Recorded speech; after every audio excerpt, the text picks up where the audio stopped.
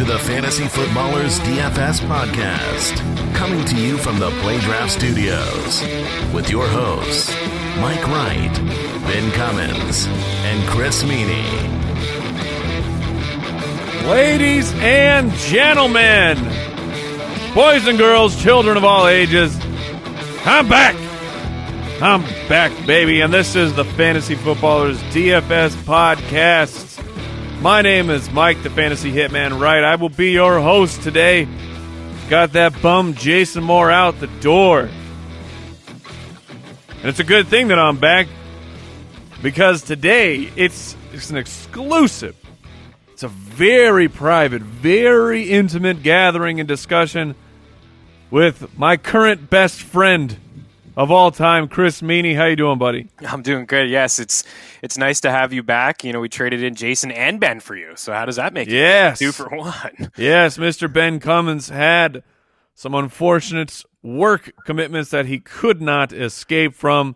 Got to pay those bills. That's all right. Wish you the best of luck, Ben, with all of that. But it doesn't matter, because me and Chris Meaney are on the job. Chris Meaney, are you ready to talk some DFS football? I guess before we do that, Week 15 was very kind. Kind to this podcast. It really was. Yeah, we had one of those weeks where I think everybody we mentioned found the end zone. I mean, the top 4 backs were on this show. It was Derrick Henry, Dalvin Cook, Marlon Mack. Shout out to Ben for that one, and Joe Mixon as well. Robert Foster found the end zone. Josh Allen continued his ways. So, yes, it was a pretty good week. Let's continue. We keep saying 'tis the season for giving. Let's make some money for some people. Absolutely. Hope you built up that bankroll, make that Christmas a little bit more special. And we're going to get right into it for this week and talk about some cash game picks. Straight cash, homie. All right, Chris, who do you want to bring up for cash game lineups? So I'll hit you high and hit you low here, and no real surprise up at the top. It's Drew Brees, and I usually don't like to spend up. It's been a weird year for quarterbacks. We'll say that a lot of the top quarterbacks of the season have had some dud performances, so I don't necessarily suggest you spending up in cash for a quarterback. But my favorite quarterback on the board this week is Drew Brees. Again, there's no surprise here. He returns home. He's had a couple stinkers in a row now, but he's at home where he has 20 touchdowns and 1 interception and a 77 completion percentage at home. He's averaging 320 yards passing compared to 217 on the road with 11 touchdowns and 4 interceptions. And he's only played 6 games at home compared to 8 on the road. So he's going to pile up those numbers. It's the highest total of the week at 53 against the Steelers. They have the highest team implied total, 30.5 on the main slate. So I like Brees, and you know what? He hasn't topped 203 yards passing since week 11. So yeah, he could even come a little bit bold here. Yeah, it is slightly, but you know what? I like the matchup at home. I expect there to be, some points scored here. So you can go both ways. Maybe Brees, contrarian because of some of the numbers I just suggested, and at cash. And then another guy, if you want to spend down a little bit, we've talked about him, Mike, over the last 2 weeks, is Josh Allen, and he's quarterback 1. We're now referring to him as Josh Stallion, Chris. Nice. We have made an official transformation on the Fantasy Footballers Podcast. So Josh Stallion, please refer to him as such. Oh, baby, yeah, those legs. He can run. He can run. Yeah, quarterback 1 over the last 4 weeks, and he's thrown 4 touchdowns with 4 interceptions. How can somebody be quarterback 1 over the last 4 weeks, and he has 4 touchdowns and 4 interceptions? Well, it's because he has 351 rushing yards and 3 touchdowns on the ground over those 4 games. 506 rushing yards, second at the position behind Lamar Jackson. He's got 6 rushing touchdowns. It leads the way in the NFL. I mentioned Robert Foster off the top. You don't have to pair Allen up with anybody, but you can with Robert Foster. Again, another week where he's very cheap, especially on DraftKings. He checks in at under $5,000. And I mentioned last week his ADOT 26 that was heading into last week. Well, he caught a 26-yard catch from Allen. He turned it into a 48-yard touchdown. So he's had at least 94 yards in 4 of his last 5 games. It's a very cheap stack and can spend up elsewhere. Yeah, it'll be very interesting to see, because right now, according to Pro Football Focus, they're projecting shutdown corner Gilmore for the Patriots to be on Zay Jones. So if that in fact happens, then I think Robert Foster could be in line for another big day. A quarterback I want to talk about, I'm going to hit you with 2. And nice. I'm not Ben. I'm not out here thinking that my entire body is made out of gold bullion. I like saving the money, especially at the quarterback position. So it's 2 cheaper options. wanted to throw out Dak Prescott. I know last week was a bummer, but guess what? He's back home, and he's against the Tampa Bay Buccaneers, which has been an incredible matchup. They're 25th against the quarterback for over on DraftKings. And then if you really want to plug your nose and hold on for dear life on this Sunday afternoon, this fine Sunday, Nick Foles is going to... You're ruining my lineup. Oh, am I? Oh, baby, I love it. Yes, I'm not alone here. Yeah, go ahead, Nick Foles. No, Look absolutely at that price. not. $4,700. He gets to be at home. He's against the Houston Texans, who the past 6 weeks are 30th against the quarterback and 25th against wide receivers. I think that we're getting a little bit ahead of ourselves, but I think that the stack of Nick Foles and Alshon Jeffrey, it's just like Josh Allen and Robert Foster. You're actually going to save some money, but I think it's a safer than the name value appears at this time. So those are a couple guys I like. Let's go to the next position.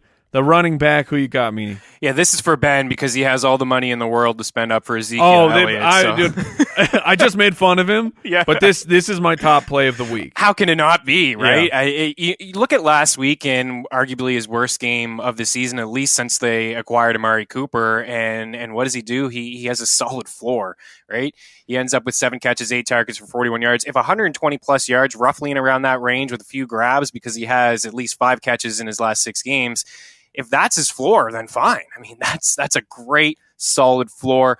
And 18 carries is the fewest he's had since week 9. That was a tough matchup for him. Colts really strong against the run. They got shut out in that football game, and he still managed to have an okay day. So they come home, they play the Bucs, who are just not great at all, especially against the run. They've really struggled, and really over the past 4 weeks as well. It's a top 5 matchup for Zeke over the past couple weeks. So got a trivia question for you, Meaney. Yeah, what is it? Who has more receptions? Ezekiel Elliott, George Kittle, Brandon Cooks, or Jarvis Landry? Oh, man, I think it might be Zeke. It's a trick question because they all have 72. That is what has happened to Zeke in Dallas. He is I'm really hoping this can continue, and I'm talking into the future years as in next season. But at this point, Zeke has to be considered amongst the top tier of running backs because that was always the knock on Ezekiel Elliott is they don't involve him. And it wasn't that he couldn't do it. Back in Ohio, he was perfectly capable to catch the ball, but now they're finally throwing him the ball. 72 freaking receptions for Ezekiel Elliott. I just want to make sure that people understand what's happening. You know, he passed his career high in targets and catches after week 9. And yeah, ridiculous. It's been unbelievable. And you know, won't go on a sidebar here, but you know, when we talk about season-long leagues and PPR formats, full-point PPR like DraftKings, you're looking ahead to next year, and he's never grouped into you know, that top tier with Gurley and Barkley. Nobody wants to talk about that, but he certainly fits in, and I think he's in that. He belongs in that tier because of the usage in the passing game. So he's a strong play if you want to spend up. I highly suggest it, and we'll just go down a couple tiers here in terms of pricing. Nick Chubb worked out for us last week. That's my second favorite play of the week. That's your second. So we got you covered with running backs. Yes, I mean, ever since they've traded Carlos Hyde, it's been unbelievable stuff from Nick Chubb, and that's the reason they dealt him. They could see it. I mean, 10 total touchdowns in the season, 6 in his last 7 games. He has at least 17 touches in 7 of those 8 games without Carlos Hyde, 13 catches over his last 5 games. Groundbreaking news a couple weeks ago when we said he could catch, and they're huge home favorites. So you have to love that game script. Huge home favorites, going to have their way with the Cincinnati Bengals, who are depleted. They're checked out. They don't have much to offer on offense or defense. And then continuing down the list in terms of price, we go to Jamal Williams, $5,800 on FanDuel, $5,400 on DraftKings. This time of the year with injuries and you know, teams out of it, Green Bay, one of them. Sometimes we see guys step up and that are just low priced. And for Aaron Jones, who's done for the season, not going to be able to play, Williams has this backfield to himself. 16 touches last week, 97 total yards, a touchdown. He has 4 catches, at least 4 catches in 2 of his last 3 games. He's catching some balls out of the backfield, and I just expect this to be his backfield. The matchup is okay, and again, he'll save you some cash. Absolutely, but speaking of injuries, he did pop up yesterday. No, don't tell me that. You got to monitor that, but here's the craziest part of this. If Jamal Williams can't go, the free square of the weekend, in my opinion, becomes Capri Bibbs newly signed, brand new member of the Green Bay Packers, because he would be thrust right into workhorse levels of touches for the Green Bay Packers. And Capri Bibbs is no slouch at catching the ball. No, he's not. It's so a good call. Pay attention to that, because you don't want Jamal Williams in that lineup come Sunday morning, and Jamal Williams is not playing football. At the wide receiver position, who you liking? Yeah, there's a lot of top-tier wide receivers. I won't bore you guys with DeAndre Hopkins, but I'm looking Julio Jones, DeAndre Hopkins, Michael Thomas, Devontae Adams, who leads the way in fantasy points per game on both DraftKings and FanDuel. All of these guys are terrific plays. They really are. But if I'm going to choose one of them to spend up for, it's DeAndre Hopkins, just because the Eagles' secondary is an absolute mess. You mentioned some of the struggles that the Texans are having through the air, as well as Philadelphia, just total all year long. The second most fantasy points to wideouts. Does him getting banged up at the end of the game, does that concern you at all? A little bit, but I'd like to, if he gets in a full practice on Friday, be fine. If you look at DeAndre Hopkins over the past couple years, he really hasn't got a lot of full practices in. He's dealt with something, a foot or whatever it may be. I mean, Lamar Miller is going through that right now. I'll think about both of these guys in tournaments if it's going to mean a low ownership. So I suppose maybe if he doesn't get a full practice in Friday, Devontae Adams would be the safest play, but I still like this matchup. They've allowed the second most fantasy points to wide receivers and the most catches to the position as well, including the second most yards. So it's a really good spot for him. And yeah, keep an eye on another practice report. This is the time of the year, Mike, and these guys are just not practicing. I don't feel. I don't know if it's as serious as you'd think. Absolutely. And if you like to pay up for studs, keep your eye on the injury status of Juju Smith-Schuster, who on Thursday popped up on the injury report, got downgraded because of a groin injury. Juju was a guy who I was going to be targeting heavily. Obviously, I can't put him in my lineup at this point, but he gets a matchup on the road against the Saints, and Juju has been dominant this season. But if for some reason Juju can't go, then I think you have to pay up for Antonio Brown in at least a couple lineups. Antonio Brown's only $300 more than Juju Smith-Schuster. So that name becomes very interesting.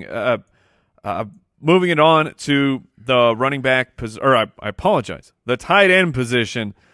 Oh my goodness. Oh, let's play Let's play Travis Kelce. We can't. Yeah, we can't. You can't. We cannot. And I don't think you can play Zach Ertz in cash after seeing Nick Foles last week either. He's more of a tournament play. So I think Evan Ingram, with no Odell Beckham Jr., looks like he's going to sit this one out again.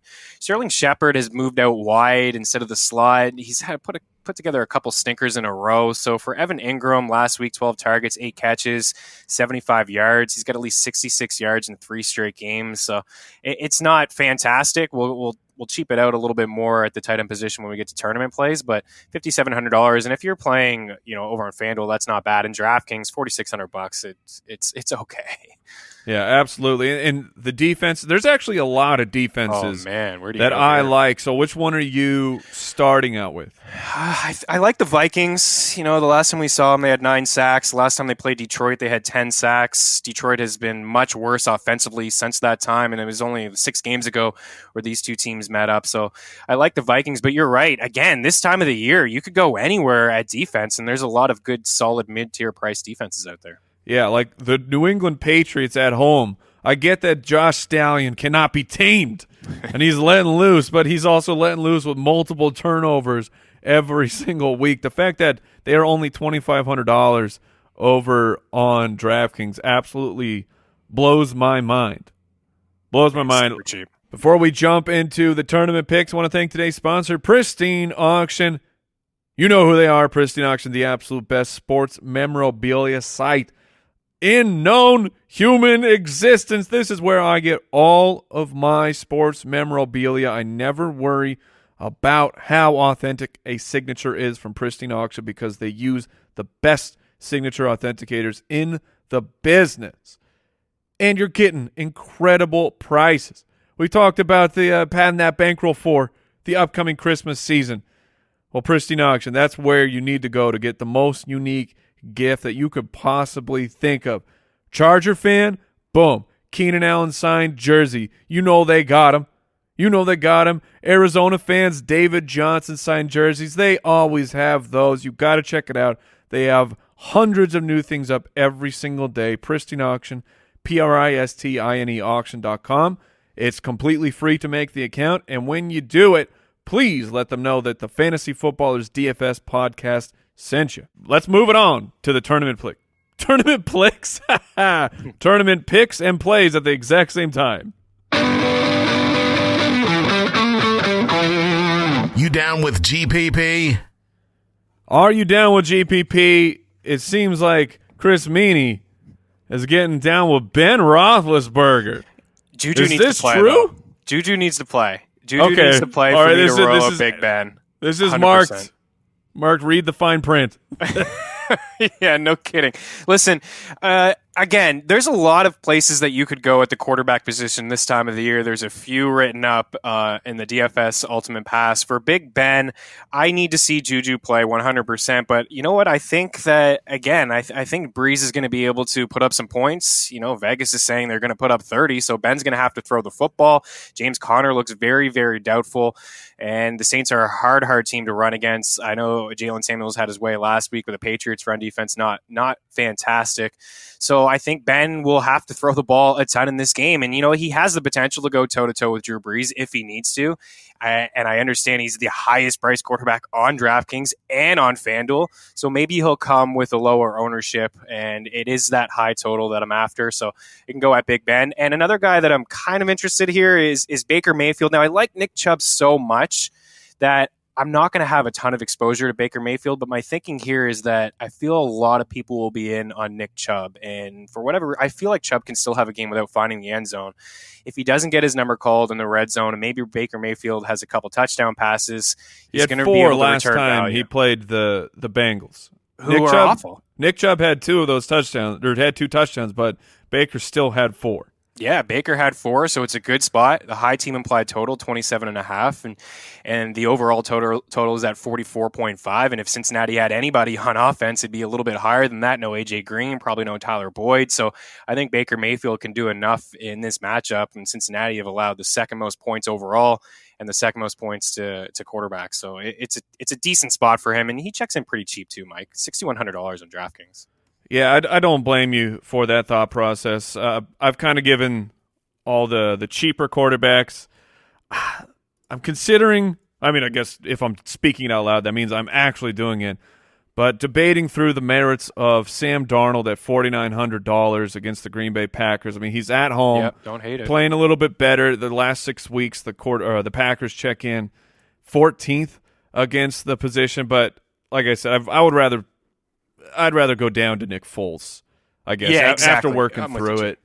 So, you know, if you do that, Mike, you can. And one guy I just skipped over actually in cash wide receivers was Robbie Anderson. I mean, that's a decent cheap stack as well. He's touchdowns in back-to-back games, 25 targets over his last 3 games. So that's not a good spot. That's not a bad spot, and it'll save you some cash. Yeah, that's part of what I was thinking through as I was talking a lot. Is I prefer Foles, saving the $200, but then if I'm building the stack out, Robbie Anderson is $700 cheaper than Alshon Jeffrey. So if I'm starting a team, perhaps I look the way of the Jets. And I also think that's going to be a pretty contrarian play. I can't imagine that people are clamoring to play Sam Darnold in some tournaments. All right, let's talk about tournament running backs. Marlon Mack is back. It's just absolutely devastating this past week, and the matchup is even better this time. He gets to take on the New York Giants, who have phoned it in for the season. They phoned it in the middle when they started trading away key defensive players like Snacks Harrison, and they've since trading Snacks away to the Detroit Lions, their run defense has absolutely fallen apart. So what do you think about Marlon Mack? I love it. I think it's a good call by you. And you know, Derrick Henry is just the latest to torch them. It's been AP, it's been Peyton Barber, it's been Matt Breida, it's been Josh Adams. It's been everybody since they traded away Snacks. The one game where they did okay against the ground, they faced Mark Sanchez, and that's not saying a whole lot. So yeah, Mack, strong last week. A great call by Ben, a great contrarian call by him. It was a tough matchup against Dallas. He had 139 yards, 27 carries. Like, you'd be shocked if he doesn't have 17 carries, at least 17 carries in this matchup. So it's not only a decent tournament option, it's a great cash game play as well. And $5,500 on DraftKings, it's just complete value there for him. Another back I'm interested in, and we mentioned Snacks. If he doesn't practice, he's been on the injury report over the past couple of days. If he doesn't play, I really like Dalvin Cook. Right. This Minnesota team, he's coming off a career high, or season high rather, in carries. I mentioned last week with the offensive coordinator change, they probably get back to the run. Now, it was a good spot against Miami, but if Snacks doesn't play, I think you can dial up Cook in both cash and tournaments. And then somebody, if you want to get contrarian, I don't think anybody has Leonard Fournette on the radar here, and he's really hard to play with confidence. At least for me, I find it hard to play Fournette with confidence. 25 carries in the last 2 games. It's concerning because this is a guy who usually touches the ball 25 times a game. So I don't know if Jacksonville is saying, okay, listen, we're tanking. This is what we're going to do. We're only going to give Fournette limited touches. But at the same time, this run defense in Miami is so bad. The second most rushing yards allowed, 27th against the run, according to Football Outsiders, rush DVOA. It only takes a few touches for Fournette to reach that upside, to reach that ceiling, to bust 1 or 2 long runs. And he's as cheap as I've ever seen him on DraftKings. He checks in at $6,000. So I think it's a contrarian play that I don't know if a lot of people are really on board. It's always about recency bias, and Fournette has put up a couple stinkers in a row. On the other side of that game, there is a running back, a rookie running back who would only cost you $3,700 because Frank Gore is on the IR. We saw a possible breakout game for Kalen Ballage. Do you have any interest in playing him for so cheap, or is this a situation where you're just not sure what's going to happen with Kenyon Drake and you'd avoid it? Yeah, no, I think you can do it in tournaments. Like in cash, you can't, but you can get by in tournaments. I have a lineup together actually where Ballage is in my flex, and it allows me to spend on Julio, Hopkins, and Adams. So you could go that makes sense. Where you spend down at the running back position. Bibbs is another guy. You roll out him or you roll out Ballage in a flex, and you can spend up at wide receivers. And I think that's contrarian because a lot of people are spending up for running backs lately. But if you saw last week, there's a couple good backs who put up some stinkers. So I can get behind that call for sure. And, it could have been a breakout game for him. And, right. And the way that Gase has treated Kenyon Drake over the past couple of weeks, there's just nothing to tell me that Drake is going to lead the way in touches. At the wide receiver position, looks like we're going back. This man has shunned us several times in the past few weeks after his unbelievable best start in wide receiver history with, I think it was 8 consecutive games of over 100 yards. Adam Thielen has one good game in the past 4? Yeah, very quiet. Yeah. His disappearance has been shocking. 3 in a row, for sure. Yeah. 2 weeks ago, he had 1 target at half. Ridiculous. The first half. Yeah, nuts. Where is he gone?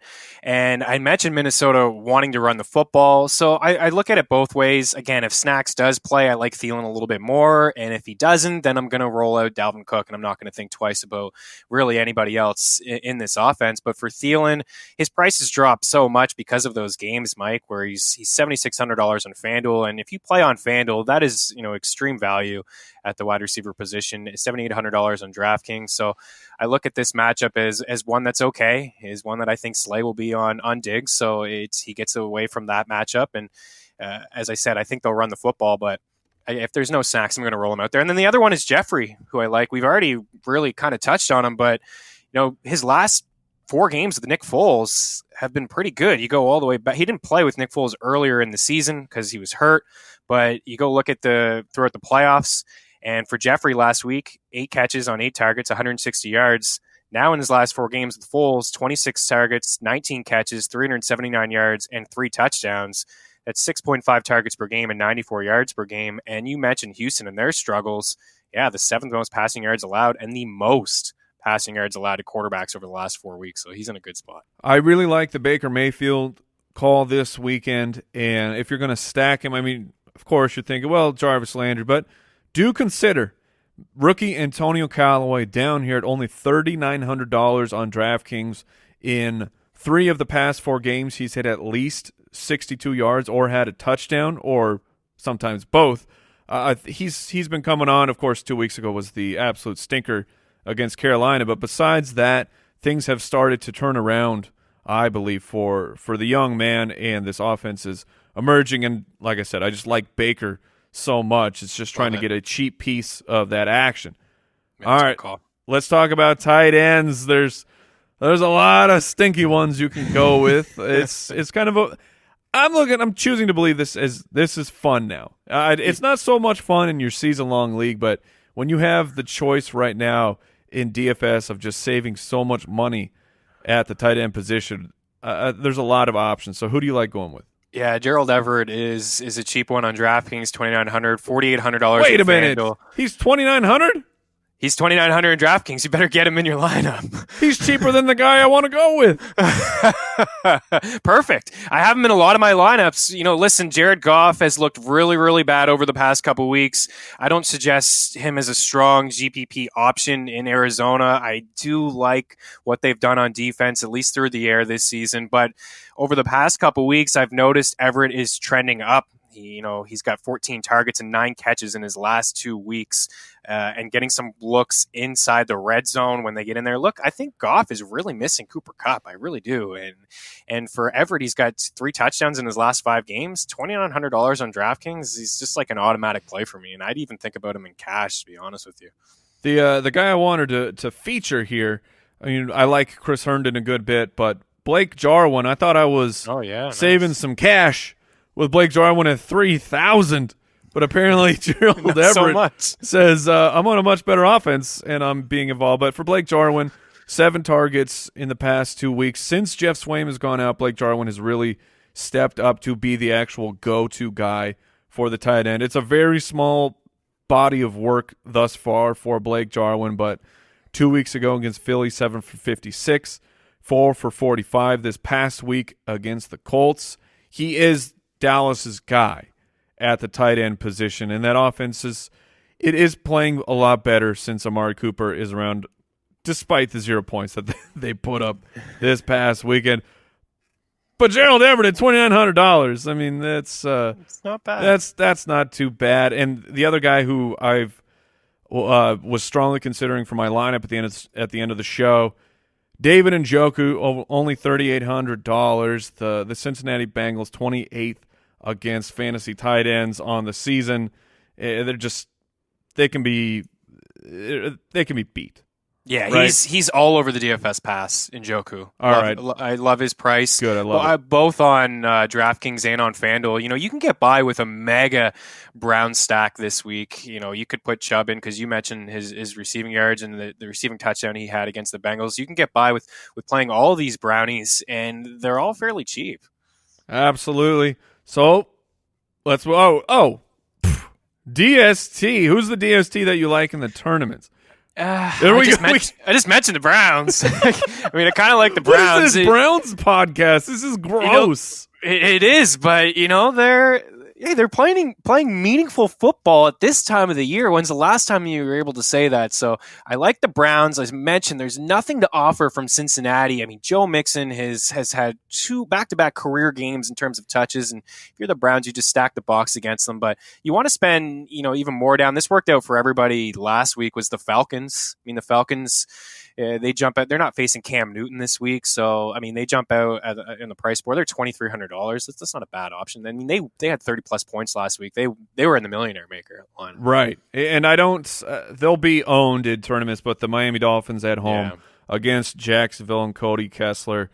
Cody Kessler was not the answer for the Jacksonville Jag. I mean, I know we're all shocked to find out that Blake Bortles was better for this team.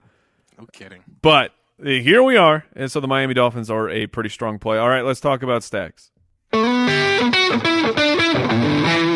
Stack Attack. All right, Meaney, I'm going to let you go first. Man, there's so many ways to go here. Yes, there are. There really is. I like Dak and Cooper as one that you can save some cash. And, again, I'll go back to Hopkins and Watson. I know they're very, very expensive, but as a guy who's tuned into every single Eagles game this season, they have some issues in their secondary, and I think that'll continue. Yeah, and I've already mentioned the Foles Alshon stack is very interesting to me. I went with another one, though, in my actual lineup. So let's get into that. DFS Battle Royale. All right, Meaney, I'm going to roll out my lineup first. Yes, do it. The stack I talked about that I'm rolling with this week against the San Francisco 49ers, I'm going with Mitchell Trubisky and Allen Robinson. I know that Allen Robinson has been quiet as of late, but they're moving him around. We just saw Doug Baldwin come back to life against this defense. And on top of that, Trubisky for only $6,300. It's hard to find a quarterback at that price with the ceiling that Mitch Trubisky can hit on any single given week. I mean, guys at that price, it's a crazy world we live in. But who's got the better ceiling now, Aaron Rodgers or Mitch Trubisky? Yeah, it's Trubisky, and because of his rushing ability. It's and what so he does in the gnarly ground. that this is where we are. And I'm with you. I don't really like Jared Goff, and Jared Goff costs more than Trubisky. I heard a good friend of the footballers, J.J. Zacharyson, talking about before Matt Ryan this past week, who was, yes, he was the quarterback one against the Cardinals. A quarterback had not finished in the top 10 against Arizona. Now, I don't know what factors are contributing to that because Arizona stinks. I mean, it must be they've been strong through the air. Yeah, the touchdowns are just going against them on the ground. Exactly. But that's just my point is Trubisky's $100 cheaper than Jared Goff, and I would much rather have him paying up at running back for Zeke Elliott and Nick Chubb, my two favorite running backs. And I'm also paying up for my flex with Jalen Samuels with the news that James Conner is looking very, very doubtful. Give me a cheap piece of that action, only $6,700 for the full-time running back for the Pittsburgh Steelers in a matchup that should see a lot of points scored. Alshon Jeffrey and Robbie Anderson round out my wide receiver core. I did have Blake Jarwin in there. Yeah, whatever. I'm going to let Blake Jarwin. I'm going to let him roll. This is fine. Do it. Yeah. I'm going to let him roll. He's trending up. He's my guy this week, for better or for worse. And then the Patriots at only $2,500 are my DST. All right, Meaney, who you got? I love it. I like the Robinson call too, actually. You know, you said he has been quiet, but at least 7 targets now in 5 of his past 6 games. So that's that was with some garbage quarterback play and Mitch Trubisky just coming back off his injury. That's right. Good call. So I'll actually just quickly go through 2 lineups here with the same quarterback. Oh, nice. And just give people an idea of what you can do this week, because my lineup is actually very similar to the one that you just because you got Zeke and Chubb. Yeah, I got Zeke and Chubb. So I went Nick Foles at the quarterback position, and this is what it allows you to do when you spend down at quarterback, and you can go Zeke and Chubb, Devontae Adams, Alshon Jeffrey, Robbie Anderson, Gerald Everett, and then I got Marlon Mack in at my flex. So I'm How much really is Mack? Mack is $5,500. So 3 backs that I feel will be near the top 5. Probably the top 5 in touches this week. There's no reason to get away from the run against the Giants. I'd rather pay $5,500 for Mack than $6,700 for Samuels, now that we're talking about it out loud. Yeah, I think Samuels is really strong, especially if Juju doesn't play. That's a few more looks, a few more targets that he could get. But I do like Samuels and definitely in a tournament option. So that's one lineup that you can go with. Falcons are my D, spending as low as I possibly can there. And then sticking with the same theme of Nick Foles and maybe spending down at the running back position. Elijah McGuire, we didn't talk about, $4,700. I think he's in a good spot. He's been getting absolute workhorse touches. It hasn't turned into a ton. The efficiency hasn't been great. Yeah, no. The production is not necessarily there yet, but the past 2 weeks, 17 carries, 18 carries, and 4 targets in both of those games. I mean, that is workhorse touches. Yeah, and, Texans were a tough matchup for him last week. 42 yards is not phenomenal. And Buffalo is the same. Carry. That's a tough matchup on the ground. So Green Bay is not. He's going to probably touch the ball 17 to 20 times. That's what he's done over the last 2 weeks. So at that price, $4,700, why not? Jamal Williams, you bring up a good point. Keep an eye on him, practice report. And then at the flex, Balaj. So those are 3 backs who check in at under $6,000. And this is what allows you to pick your poison at the wide receiver position. Julio Jones, who is back to being Julio Jones, right? It seems like 100 yards every week from him. He popped up on the injury report, Meaney. Did you see this? I know. I got the queue right beside all these wideouts, actually. Julio Jones, DeAndre Hopkins, and then Devontae Adams, who's not on the injury report. But I think Julio's going to be fine. I think he's going to play in this football game. And if he has that queue next to him, all the reason to play him in tournaments, because he really has been a beast now, leading the league in yards and targets. So he's right there. And again, Everett, Falcons. So a couple different ways you can go about things. Spend down at the quarterback position, up at running back, or up at wide receiver. I know Ben loves to spend up at running back, but you can get by in tournaments as well with just spending up for wideouts, I think. There you have it. That's Week 16 in the books. Do not fret. The Fantasy Footballers DFS Podcast is not going anywhere. We will be with you Week 17, and then all the way till you possibly can't play anymore into the playoffs. Good luck this week, and we hope you end up in the green, and we will see you next week. For Chris Meaney, I'm your host, Mike the Fantasy Hitman Wright. See you next time. Goodbye.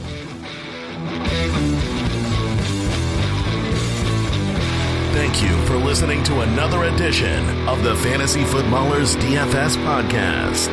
Don't forget to visit us on the web at www.thefantasyfootballers.com.